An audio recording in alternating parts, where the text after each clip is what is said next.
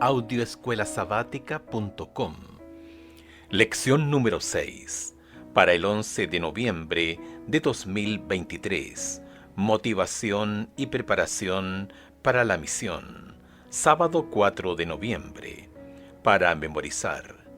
Estas son las palabras que les hablé cuando estaba aún con ustedes, que era necesario que se cumpliese todo lo que está escrito de mí en la ley de Moisés, en los profetas y en los salmos. Lucas capítulo 24, verso 44. Pablo escribió a los filipenses, comillas, es verdad que algunos predican a Cristo por envidia y contienda, pero otros lo hacen de buena voluntad. Estos son los que anuncian por amor, sabiendo que estoy puesto para defensa del Evangelio. Otros anuncian a Cristo por rivalidad, no sinceramente, pensando añadir aflicción a mis prisiones. Pero, ¿qué importa? Lo importante es que, por pretexto o por verdad, Cristo sea anunciado, y esto me alegra y me seguirá alegrando. Filipenses capítulo 1, versos 15 al 18. ¡Qué palabras poderosas! No obstante, lo ideal es que nuestras motivaciones para predicar a Cristo, para la misión, para alcanzar a otros con las buenas nuevas, sean por amor y por verdad, y no por ambición egoísta, envidia ni contienda. ¿Cuáles son entonces algunas de las motivaciones para predicar a Cristo y cuáles son algunas de las formas en que podemos prepararnos para hacerlo? Esta semana analizaremos algunos acontecimientos de la iglesia primitiva que pueden orientarnos sobre estos aspectos cruciales de la misión. Domingo 5 de noviembre. Compartir la buena noticia. Escucha Lucas capítulo 24, versículos 1 al 12. ¿Cuál fue la respuesta de los que oyeron hablar del Cristo resucitado? El primer día de la semana, muy de mañana, vinieron al sepulcro, trayendo las especias aromáticas que habían preparado, y algunas otras mujeres con ellas. Y hallaron removida la piedra del sepulcro, y entrando no hallaron el cuerpo del Señor Jesús. Aconteció que estando ellas perplejas por esto, he aquí se pararon junto a ellas dos varones con vestiduras resplandecientes, y como tuvieron temor y bajaron el rostro a tierra, les dijeron, ¿por qué buscáis entre los muertos al que vive? No está aquí, sino que ha resucitado.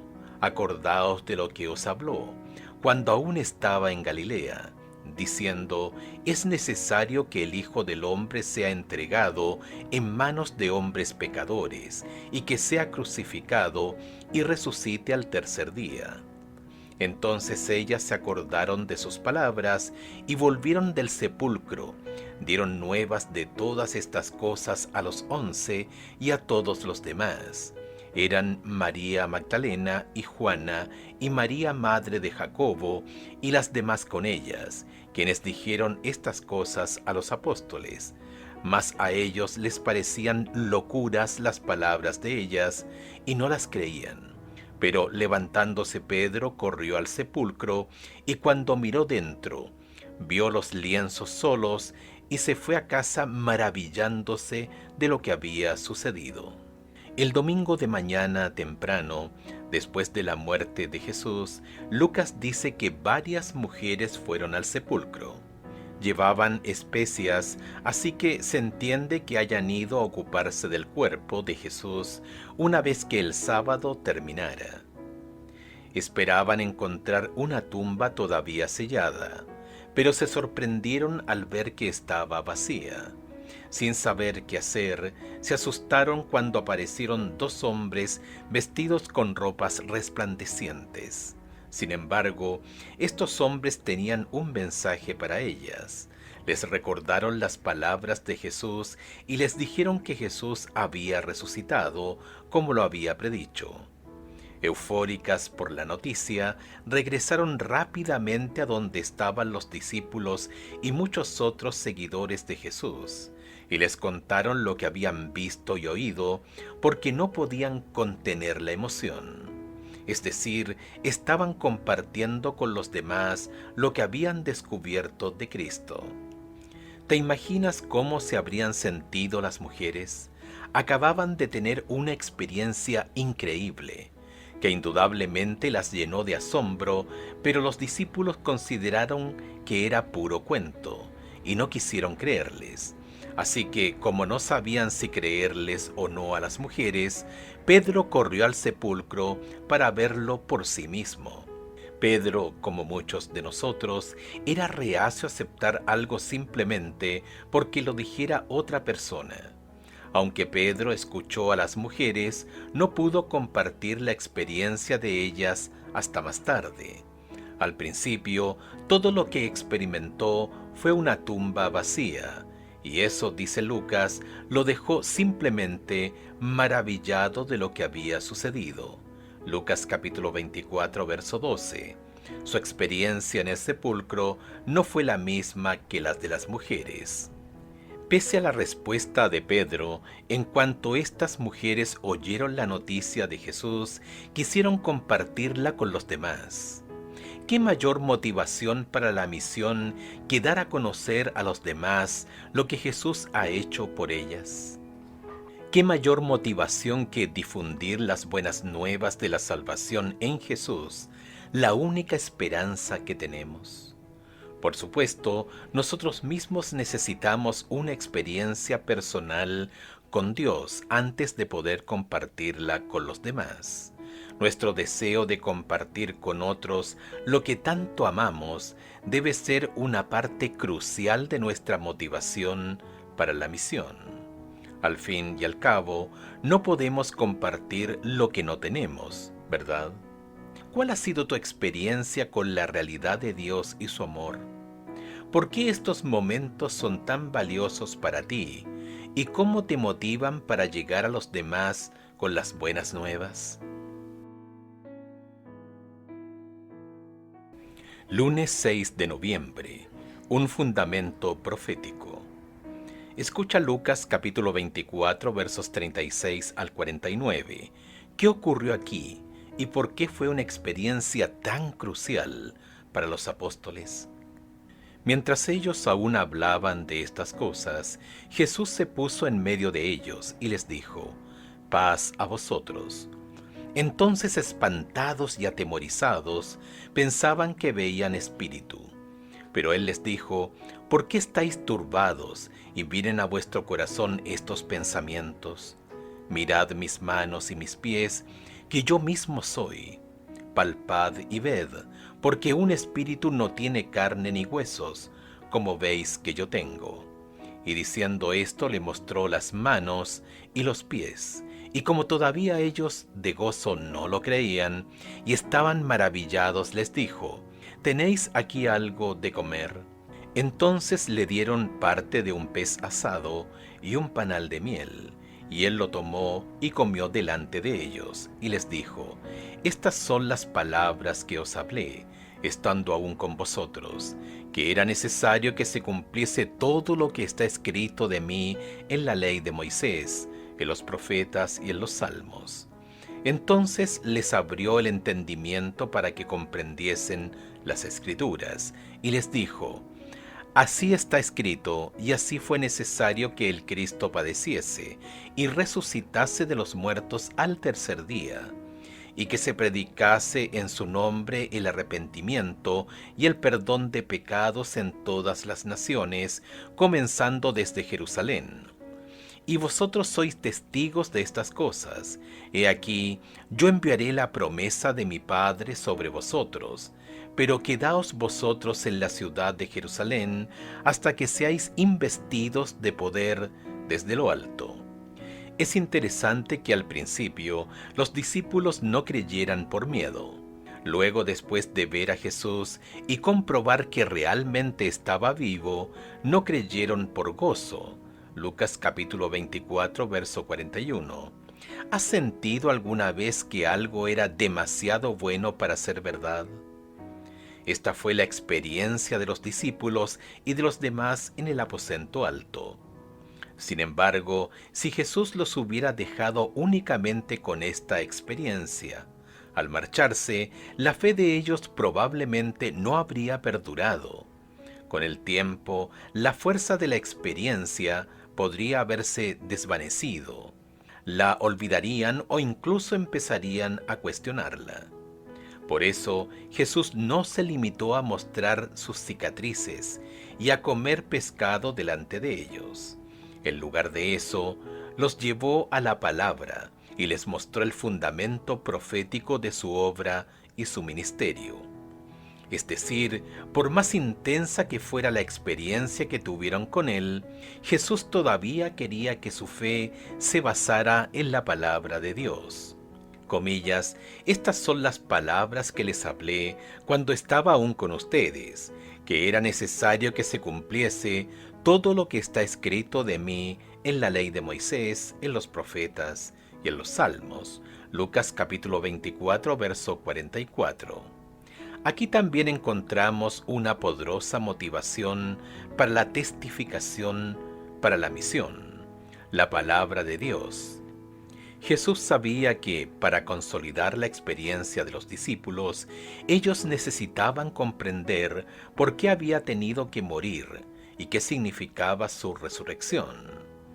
Necesitaban cambiar su cosmovisión de un reino político y terrenal a la gran solución al pecado y la victoria de Cristo sobre la muerte. El Evangelio era mucho más que alcanzar la soberanía política de Israel. Revelaba la victoria de Cristo sobre Satanás y garantizaba que, un día, toda la maldad del mundo sería destruida, que la tierra sería creada de nuevo y que Dios estaría en medio de su pueblo. Él, comillas, les abrió el sentido, Lucas capítulo 24, verso 45, para que pudieran comprender estas verdades que debían compartir con todo el mundo. Nuestras experiencias con Jesús no pueden sostenerse sin el fundamento de su palabra, incluyendo las profecías que señalan la historia y los acontecimientos que condujeron a la primera venida y que precederán a la segunda venida de Cristo. Con estas verdades firmemente entendidas, podemos estar preparados y motivados para la misión. ¿Hasta qué punto conoces las profecías que señalan a Cristo, tanto en su primera venida como en su segunda venida? Especialmente en los últimos días, ¿por qué debemos estar cimentados en la palabra de Dios, incluyendo las profecías? ¿Y por qué es tan crucial comprenderlas, especialmente para la misión?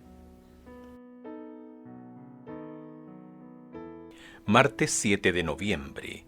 La espera y la misión. Lucas capítulo 24 culmina con la ascensión de Jesús al cielo. Lucas capítulo 24 versos 50 al 53.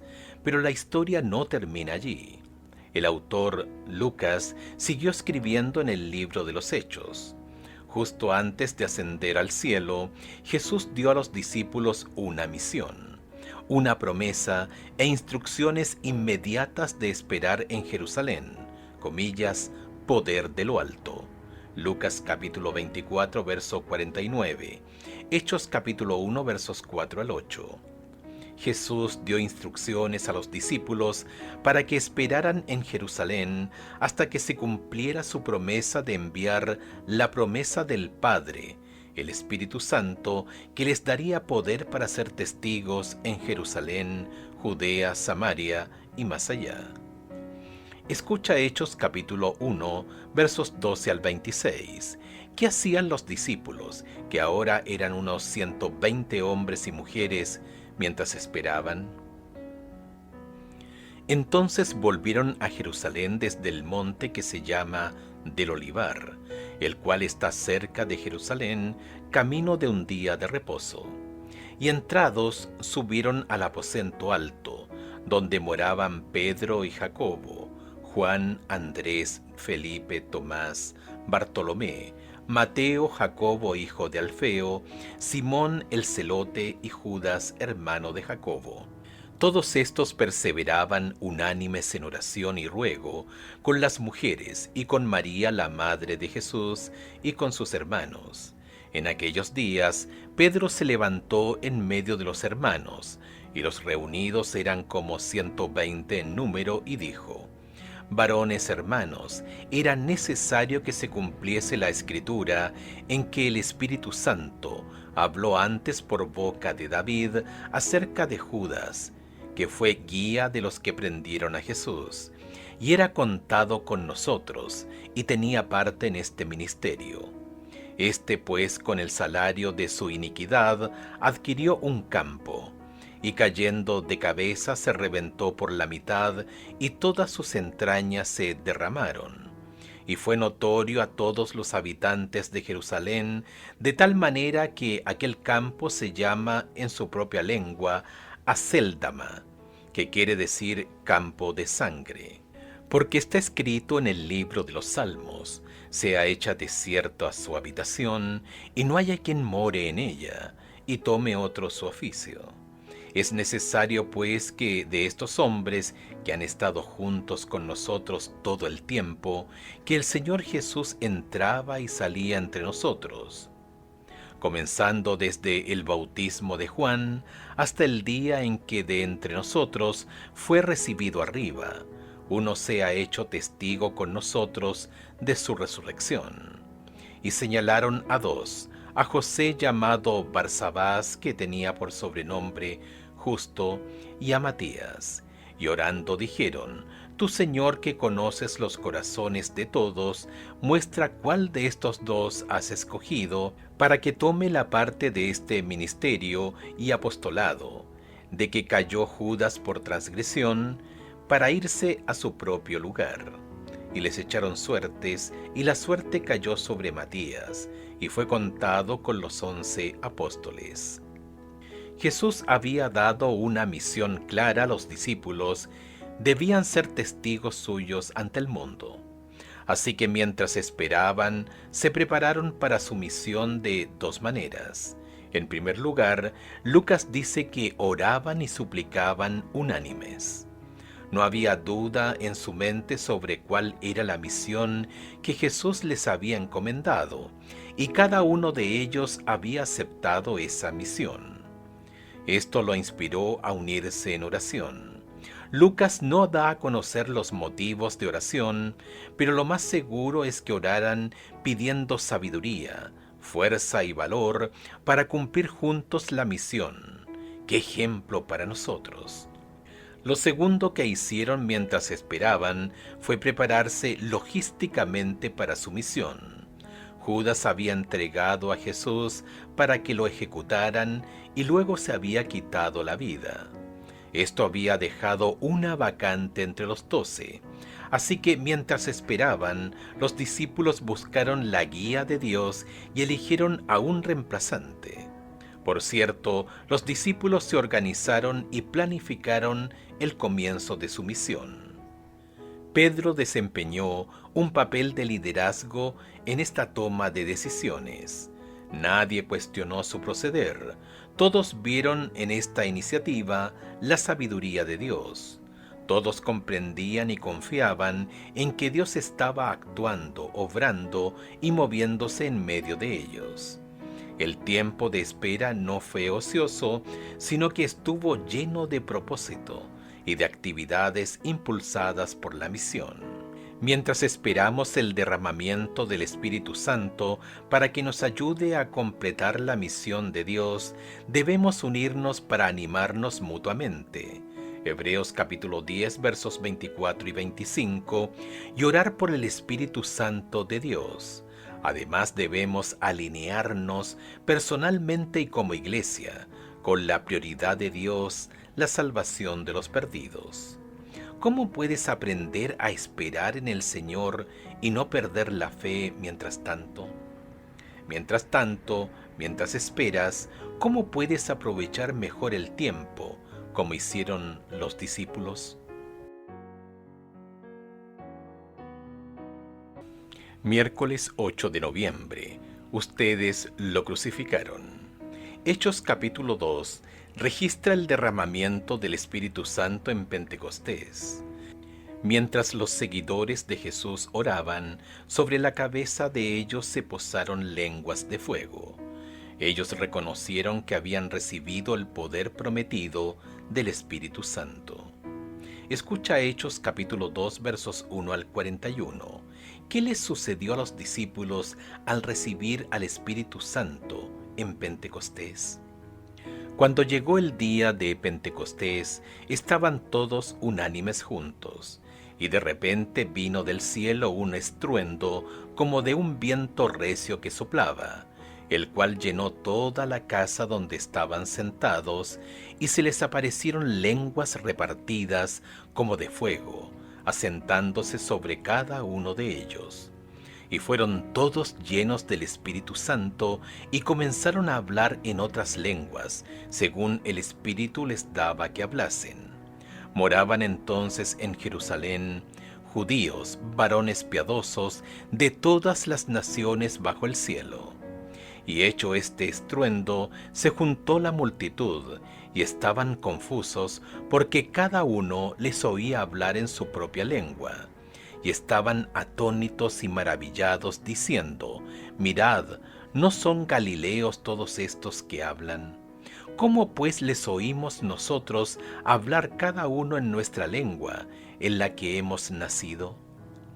Partos, medos, elamitas, y los que habitamos en Mesopotamia, en Judea, en Capadocia, en el Ponto y en Asia, en Frigia, en Panfilia, en Egipto y en las regiones del África, más allá de Cirene, y romanos aquí residentes, tanto judíos como prosélitos, cretenses y árabes, les oímos hablar en nuestras lenguas las maravillas de Dios. Y estaban todos atónitos y perplejos, diciéndose unos a otros: ¿qué quiere decir esto? Mas otros, burlándose, decían: están llenos de mosto. Entonces Pedro, poniéndose en pie con los 11, alzaron la voz y les habló diciendo: varones judíos y todos los que habitáis en Jerusalén, esto os sea notorio y oíd mis palabras. Porque estos no están ebrios, como vosotros suponéis, puesto que es la hora tercera del día. Mas esto es lo dicho por el profeta Joel. Y en los postreros días, dice Dios, derramaré de mi espíritu sobre toda carne, y vuestros hijos y vuestras hijas profetizarán, vuestros jóvenes verán visiones, y vuestros ancianos soñarán sueños. Y de cierto sobre mis siervos y sobre mis siervas en aquellos días derramaré de mi espíritu y profetizarán. Y daré prodigios arriba en el cielo y señales abajo en la tierra, sangre y fuego y vapor de humo. El sol se convertirá en tinieblas y la luna en sangre, antes que venga el día del Señor, grande y manifiesto. Y todo aquel que invocare el nombre del Señor será salvo. Varones israelitas, oíd estas palabras: Jesús Nazareno, varón aprobado por Dios entre vosotros con las maravillas, prodigios y señales que Dios hizo entre vosotros por medio de él, como vosotros mismos sabéis. A este entregado por el determinado consejo y anticipado conocimiento de Dios, prendisteis y matasteis por manos de inicuos, crucificándole, al cual Dios levantó, sueltos los dolores de la muerte, por cuanto era imposible que fuese retenido por ella. Porque David dice de él: veía al Señor siempre delante de mí, porque está a mi diestra, no seré conmovido. Por lo cual mi corazón se alegró y se gozó mi lengua, y aun mi carne descansará en esperanza.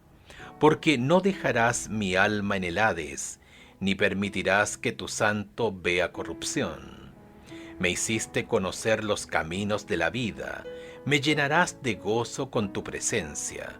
Varones hermanos, se os puede decir libremente del patriarca David, que murió y fue sepultado, y su sepulcro está con vosotros hasta el día de hoy. Pero siendo profeta, y sabiendo que con juramento Dios le había jurado que su descendencia, en cuanto a la carne, levantaría al Cristo para que se sentase en su trono. Viéndolo antes, habló de la resurrección de Cristo, que su alma no fue dejada en el Hades, ni su carne vio corrupción. A este Jesús resucitó Dios, de lo cual todos nosotros somos testigos.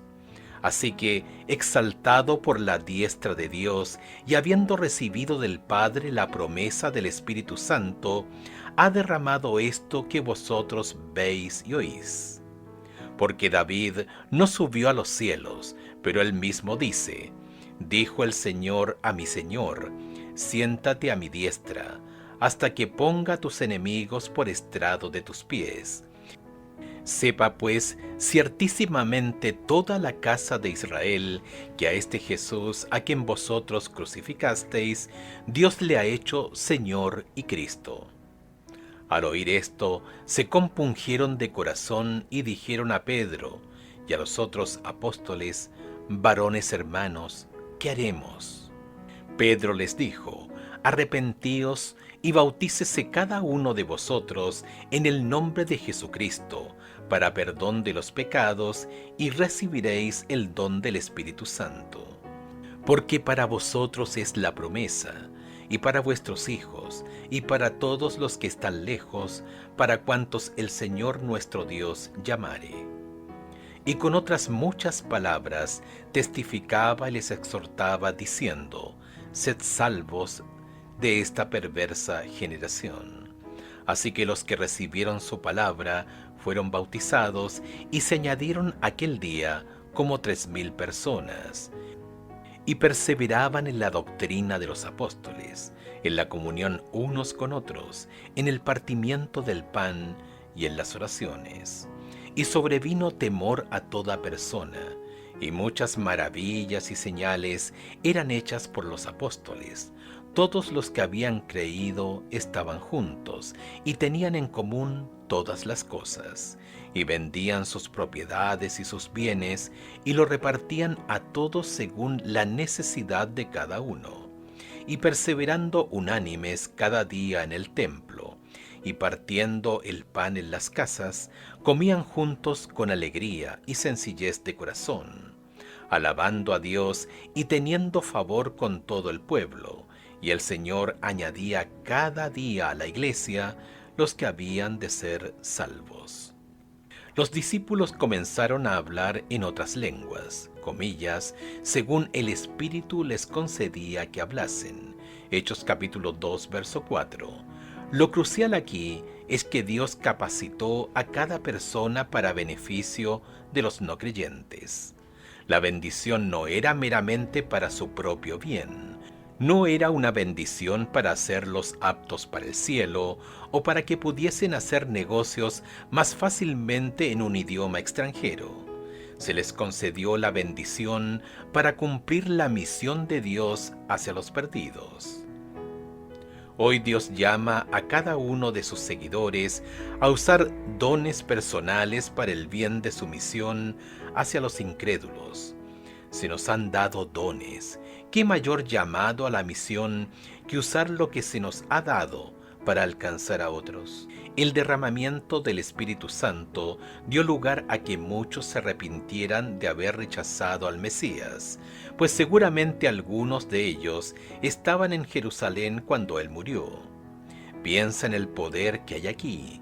Pedro acusó a algunos de ellos de haber crucificado al Cristo. Obviamente se dieron cuenta de lo que habían hecho, y al verse condenados gritaron: hermanos, ¿qué haremos? Hechos capítulo 2, verso 37. Con todo, incluso ellos podían recibir el perdón. Pedro les dijo, comillas, arrepiéntanse y sean bautizados cada uno de ustedes en el nombre de Jesucristo para perdón de sus pecados, y recibirán el don del Espíritu Santo. Hechos capítulo 2, verso 38. Al trabajar juntos, en armonía con el Espíritu Santo y entre sí, estos seguidores de Jesús predicaron el arrepentimiento y el perdón de los pecados, incluso para aquellos que podrían haber participado directamente en la crucifixión de Jesús.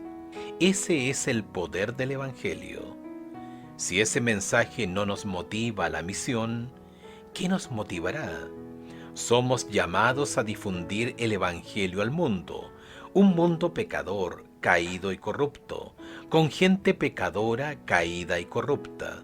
Nuestro trabajo no es juzgar, nuestro trabajo es dar testimonio del poder salvador de Jesús. La idea de que incluso a algunos de los que fueron cómplices de la muerte de Cristo se les ofrecieran la salvación, ¿por qué debería ser un aliento para nuestra alma y animarnos a dar testimonio a los demás, por más malos que parezcan? Jueves 9 de noviembre, un retrato de la iglesia primitiva. Escucha Hechos capítulo 2, versos 41 al 47. ¿Qué tipo de retrato de la iglesia primitiva se presenta aquí? Así que los que recibieron su palabra fueron bautizados, y se añadieron aquel día como 3,000 personas, y perseveraban en la doctrina de los apóstoles, en la comunión unos con otros, en el partimiento del pan y en las oraciones. Y sobrevino temor a toda persona, y muchas maravillas y señales eran hechas por los apóstoles. Todos los que habían creído estaban juntos y tenían en común todas las cosas, y vendían sus propiedades y sus bienes y lo repartían a otros según las necesidades de cada uno, y perseverando unánimes cada día en el templo, y partiendo el pan en las casas, comían juntos con alegría y sencillez de corazón, alabando a Dios y teniendo favor con todo el pueblo. Y el Señor añadía cada día a la iglesia los que habían de ser salvos. Hechos capítulo 2 termina con una hermosa imagen de cómo era la iglesia primitiva. Hechos capítulo 2 verso 41 dice que los que fueron bautizados se les unieron a ellos. Podríamos leer esto como que alguien hizo las cuentas y agregó el número de nuevos creyentes al número de creyentes existentes y estableció un nuevo total de miembros para el grupo. Pero esa es una interpretación superficial. El enunciado deja entrever la idea de que estos creyentes recién bautizados pasaron a formar parte del grupo como iguales. En tanto, una función central de la iglesia cristiana primitiva era el discipulado. A medida que se añadían nuevos miembros, se los discipulaba de 3 maneras. En primer lugar, se les seguía impartiendo la doctrina y la comunión de los apóstoles. Las palabras doctrina y comunión en el texto significan literalmente enseñanza y camaradería. La predicación de los apóstoles confrontaba creencias incorrectas y ofrecía nuevas explicaciones para lo que la gente vivía y experimentaba, pero no les enseñaba cómo hacer realidad esa nueva verdad en su vida. La aplicación de la verdad a la vida personal se daba mediante el vínculo como parte del grupo. Los nuevos creyentes eran discipulados en forma cuidadosa y determinada mediante la enseñanza directa, como así también mediante la participación en la vida diaria de los demás creyentes, todo bajo la supervisión y el liderazgo de los apóstoles, que eran espiritualmente maduros y bien fundados. Es una predicación pobre la que dice a la gente qué hacer, pero no cómo hacerlo. Aunque leamos libros prácticos o escuchemos sermones que expliquen cómo hacer las cosas, no hay nada mejor que ver a la gente en acción y luego imitarla. Pablo lo sabía y ordenó a sus seguidores que lo imitaran a él. así como él había imitado a Jesús. Primera de Corintios capítulo 11, verso 1. Cuando los demás pueden verte a ti y la realidad de tu experiencia con Cristo, eso los impactará a ellos también. Desafío. Piensa en alguien en tu vida que desearías que fuera creyente. Ora cada día para que esa persona tenga una experiencia personal con Jesús. Desafío avanzado.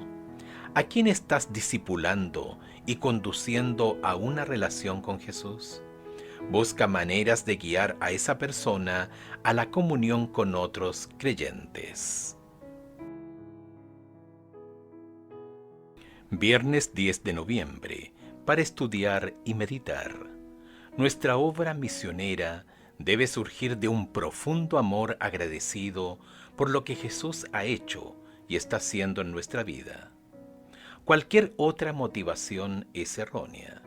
Estar inmensos en la palabra y en sintonía con la palabra es la clave para el éxito de la predicación y la evangelización. Comillas, nuestra vida debe estar ligada a la vida de Cristo. Debemos extraer constantemente de Él, participar de Él, el pan vivo que descendió del cielo, bebiendo de una fuente siempre fresca, siempre ofreciendo sus abundantes tesoros. Si mantenemos al Señor constantemente delante de nosotros y permitimos que nuestros corazones expresen el agradecimiento y la alabanza a Él debidos, tendremos una frescura perdurable en nuestra vida religiosa.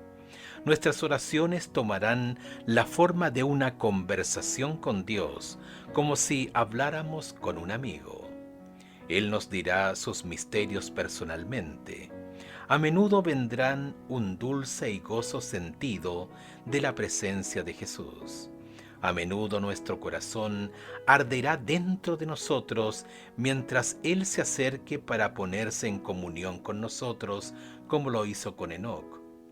Cuando esta es en verdad la experiencia del cristiano, se ve en su vida una sencillez, una humildad, una mansedumbre y una bondad de corazón que muestran a todos aquellos con quienes se relaciona que ha estado con Jesús y aprendiendo de Él. Elena de White, Palabras de vida del Gran Maestro, página 100. Comillas, no puede haber crecimiento o fructificación en la vida que se centre en el yo. Si has aceptado a Cristo como un Salvador personal, debes olvidarte de ti mismo y tratar de ayudar a otros. Habla del amor de Cristo, cuenta a los demás acerca de su muerte abnegada en su favor.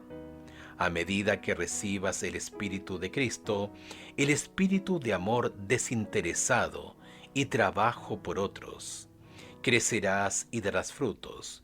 Tu fe se incrementará, tus convicciones se profundizarán, tu amor se perfeccionará. Palabras de vida del Gran Maestro, página 47. Preguntas para dialogar. 1. ¿Cómo entiendes las palabras de Pablo en Filipenses con respecto a la predicación de Cristo por envidia, contienda o ambición egoísta?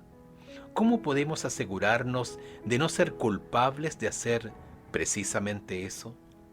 2. ¿Cuál ha sido tu experiencia personal con la realidad de Dios y de su amor?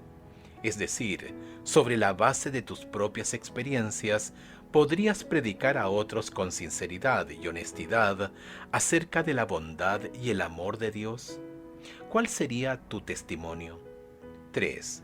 ¿Cuál ha sido tu experiencia en cuanto a esperar en el Señor y qué te ha enseñado sobre la confianza en Él y sobre la fe en general?